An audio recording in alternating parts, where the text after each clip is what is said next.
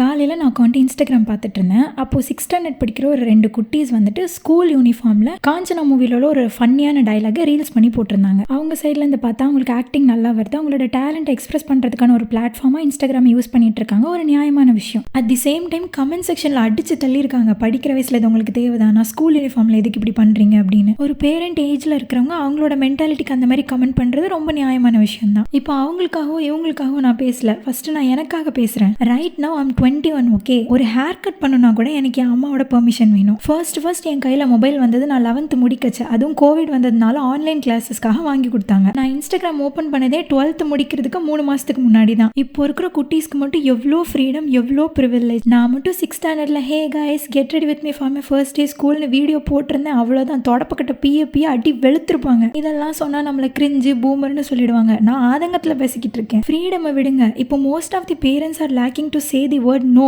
நோவே சொல்ல மாட்டீங்க. இப்போ 21 to 30 ஏஜ்ல இருக்கிறவங்கள போய் கேட்டு பாருங்க. ஏதாச்சும் வீட்டில் போய் கேட்டா ஃபர்ஸ்ட் நோ தான் ஆன்சராகவே வரும். அந்த வேதனை யாருக்கும் புரியாது. பட் இதெல்லாத்தையும் தாண்டி குட்டீஸ்க்கு இந்த ஃப்ரீடம் நல்லதுன்னு நினைக்கிறீங்களா இல்லை கெட்டதுன்னு நினைக்கிறீங்களா?